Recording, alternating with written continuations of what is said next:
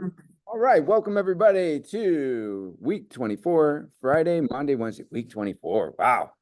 Oh, this year is flying by. Here we go.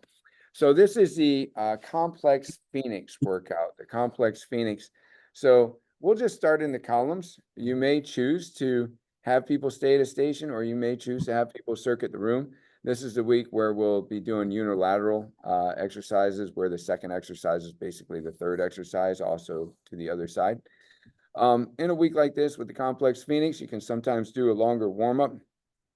So, add the fun with that. It could be, your energy lineups, whatever that might be. I really enjoy ending those energy lineups with the tunnel, right? That's so fun. We did that a little bit recently in Orlando. Bring them out, bring Yeah. them out. And little trivia question for you. What is an energy tunnel that involves the ladders? It would be a tatter.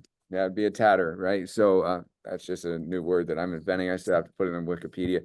But all right, so here we go. The dumbbell renegade row. This row is not just a row, it is an anti-rotation. You may choose to use a towel on the back, focusing on that anti-row. Okay, so lighter weights with this, it's more about the core. The dumbbell cross body clean, this allows us to get that cross body core activation.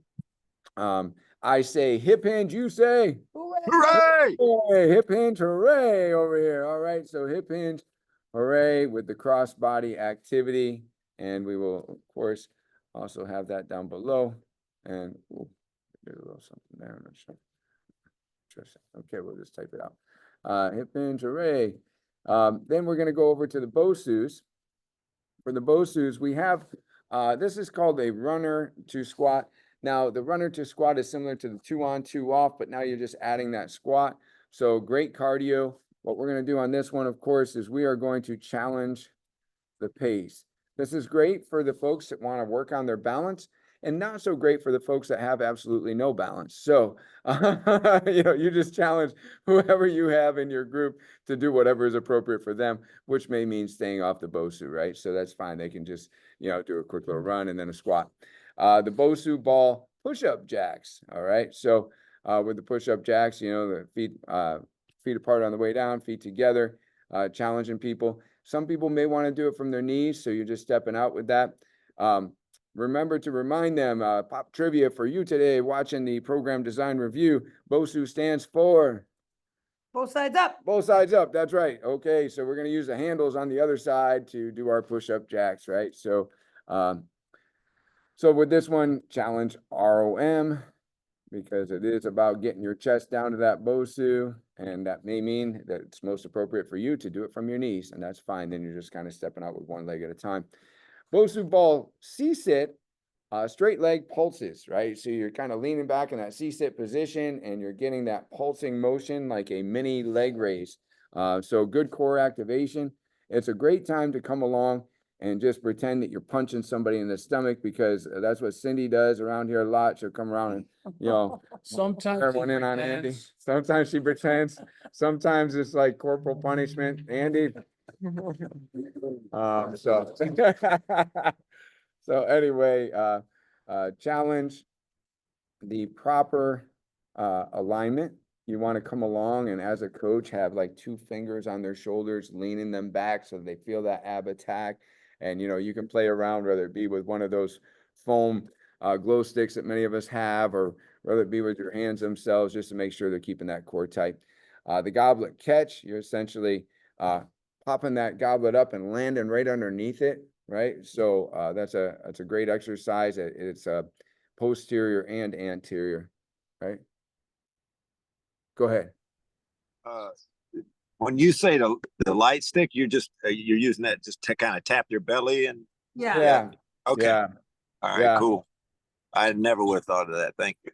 Yeah, we have a good time with that one. It's a fun I one. use it a lot. Yeah, I'm definitely using that. That's Downward stairs as you go to that top. So notice this one here, this goblet catch. I just wanted to point something out about it. So first it's posterior because we're hip hinging. And then it's a great exercise to use a heavier weight for your biceps, right? So you can kind of focus on lowering under control, but you're getting that eccentric bicep action. And Cindy tells me that's why her biceps are so big. So you want to work on that one? I'm sold. Sold my enthusiasm. I am sold myself. All right, go ahead, Ricardo. Quick question on that one. If someone asked you to say, hey, what's the difference between a catch and a clean? What would be the best verbiage to use on that? Because I struggle. Yeah, no, that's a good point. Often the cleans are done with the dumbbells, right? You know, so you do have a little bit of a different positioning. So the goblet catch. Let's take a good look To at me, it's this more like video. usually more one hand is the clean, right? The catch are just kind of. Well, with a kettlebell, you're right. You know, Mhm. often with a kettlebell clean, we're only using one hand, right? We start with our thumbs pointing backwards, and it's like we're zipping it up and we're cleaning right here. With a catch, you know, you are using two hands. So when it comes to the kettlebell, you're having that go on. Let's Pick get it up, go down, step it up, as you come up, hands on the outside, and then go say bicep curl, Yeah, hold that's it, the and then slower come back version. to bell. And as you come up, elbows out to that side, get that goblet stance as you come up to that top. Now, at any point, if that speed is too aggressive, break it. Yeah, and the other thing about the catch is, I mean, it seems like, you know, you're starting in with your elbows out and then you bring your elbows in, so you're catching underneath. Don't, not with a dumbbell clean, right? The dumbbell clean, you know, your dumbbells are staying out to the side, But what about a and your elbows kettlebell? are in the same position. What's that? What about a kettlebell? That's what I'm saying. The difference with the two things. Kettlebell clean, typically done, as Andy said, unilateral. Second thing is starting with your elbows out and getting your elbows underneath, which makes it a catch, right? The catch is the part where you land underneath it, you know, your arms do, right? So the catch is there. But I would almost just say to that client or member, I'd say very comparable, very comparable. With dumbbell cleans, you usually have both hands involved. With kettlebell cleans, it's usually a unilateral exercise, which is why when they're talking about kettlebells and they're doing something similar to a clean, they call it the goblet catch. And what's happening is your elbows are out to the side, but as you bring it up, you're catching it by bringing your elbows in and underneath as that weight comes up and the momentum shifts to where the weight would then be coming back down. You're essentially catching it, right? So definitely, I think the thing to watch here, proper form whenever, proper spine alignment, let's call it, right? And with good form, you can challenge the weight, right? ChatGPT says Chat GPT has an answer. How cool is that? clean refers to bring the weight from the floor to the shoulders in one motion. A catch is usually in the context of catching a weight after a jerk or press to bring it down to the starting position. Okay. It's almost the same. Yeah, well, that's cool. Catch is a catch. I love partnering with Chat GPT. It always has some good things to say. Okay, so then this one, you know, real WTF, right? Single leg, single arm curl and press, right? So we're focusing on keeping that core tight, challenging people with the balance. You may give them a focal point, a few feet in front of them on the floor. And then as we go over to the super bands, we got our super band straight arm pullover. Remember, people like to know the why behind things. This is a corrective exercise.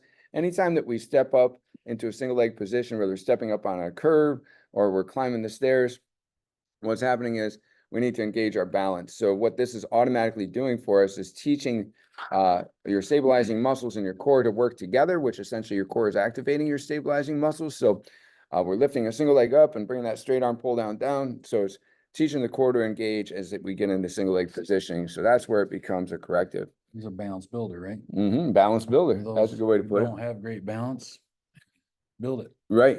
And if it don't challenge you, don't change you. So challenge yourself to improve your balance. Very important. Corrective because the core is being forced to stabilize as you go through the range of motion. Yeah, well, here's the thing. The reason it's called a corrective is that quite often what they find that people that are lacking balance are not engaging their core in single leg activities. So this straight arm pull down creates automatic core engagement because you're using your core to pull it down. Remember, the core is everything from the armpits to the pelvic floor, right? So we've engaged the core in that single leg motion and starts getting the core to fire when you get into that single leg motion and teaching it to do that. So this one's just simple.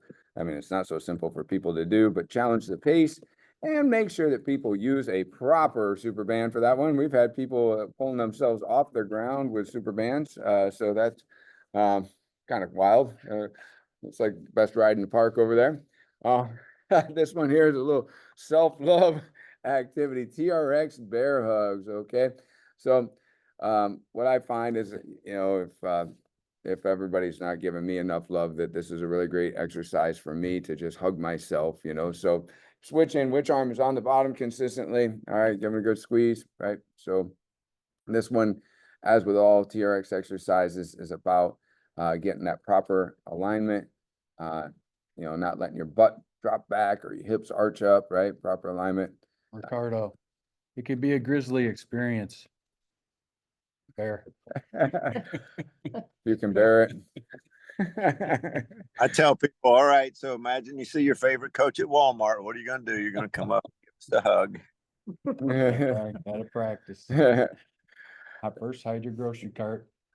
I would say with this one too, the TRX sprint to start, I always come along with like one of those punching mitts, and I give them a target, right? I want them to explode out of there and drive up, right? So this is an explosive activity. You want to also, I'll just add this in the other box, teach them under the armpits, lean in to the TRX, because too often they're like holding the TRX back and they're like feeling all awkward with it. You just got to lean in. I like to tell them it's like as if you're putting your thumbs under your suspenders. You're a farmer now, right? Now just lean into it and drop it back.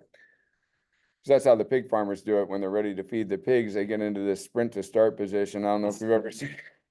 Get their thumbs under their suspenders and go. There you go. Let's go. And then that happy, bring out your fishing pole. Our fishing pole is sometimes our TRX, not TRX, our Great Cook FMS dowel. But like we'll even pass that around, pass something around that looks like a fishing pole because it gets people active. Because remember, happy is I'm doing mummy kicks and then I squat on the word happy. But we like to create like a dance party. So it's like, okay, and when the fishing pole comes out and they reel you into the center, you got to do your best move. Now, some moves become exercise moves and some moves are great dancers, but let's have fun, because if it ain't fun, nobody wants to do it. And we judge our sessions by the number of smiles that we see. So that is Friday, Monday, Wednesday, program design review.